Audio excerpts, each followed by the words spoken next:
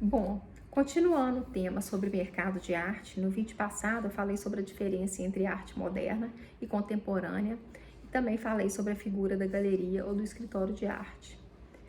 Aparentemente, o mercado de obras de arte funciona como qualquer outro e também está sujeito a oscilações, o que diminui ou eleva o valor da obra e aos demais mecanismos que regulam sistemas econômicos.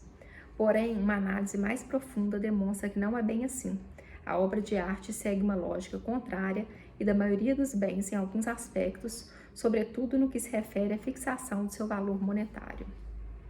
A curto prazo, seu valor pode ser determinado tendo como base um fator objetivo, como seu custo de produção ou seu tamanho. A longo prazo, os fatores assumem contornos subjetivos, como valor estético e a importância histórica.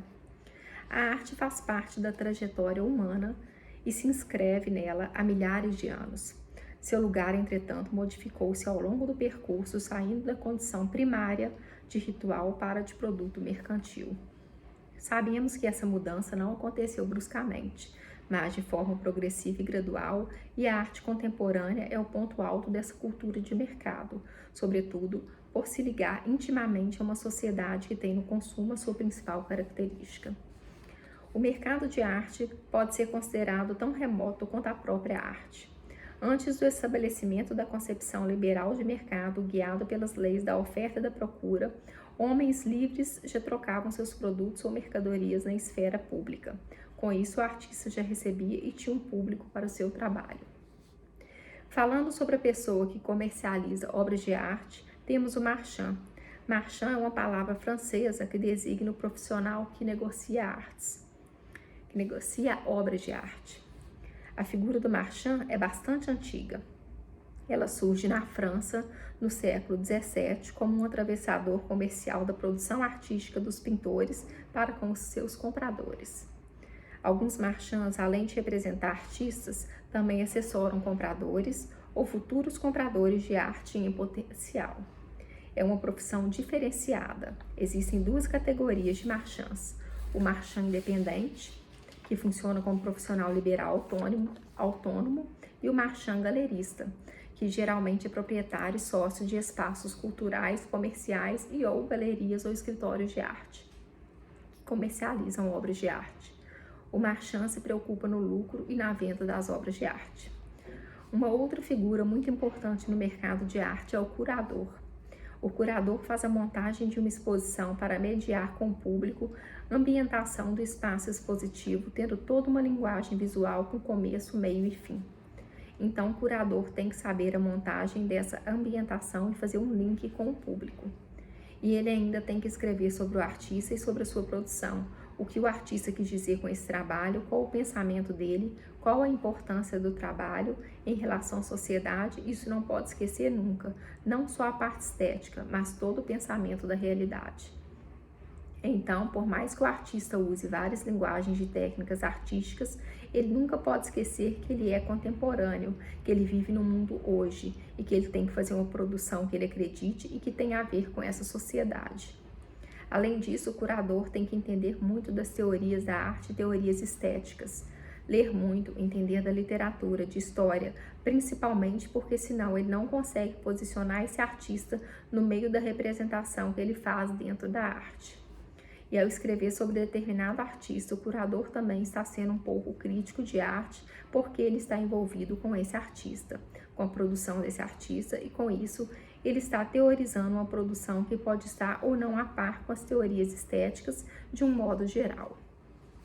Segundo Nessia Leoncini, na apresentação do livro Uma Breve História da Curadoria, de Hans Ulrich Obrist, a palavra curador vem do latim curare, que por sua vez chega à nossa língua como curar, na acepção de cuidar ou conservar, tomar conta das obras de arte. O que mais os curadores fazem é olhar a arte e pensar sobre a sua relação com o mundo. Um curador tenta identificar as vertentes e comportamentos do presente para enriquecer a compreensão da expressão estética. Ele agrupa a informação e cria conexões. Um curador tenta passar para o público o sentimento de descoberta provocado pelo encontro face a face com uma obra de arte. A boa exposição é feita com inteligência e inventividade, com um ponto de vista. Cauê Alves no texto, a curadoria como historicidade viva no livro sobre o ofício do curador, define de forma direta e simples a figura do curador de arte. O curador de arte, ao pé da letra, seria aquele que está incumbido de cuidar, zelar e defender os interesses dos artistas e dos seus trabalhos de arte.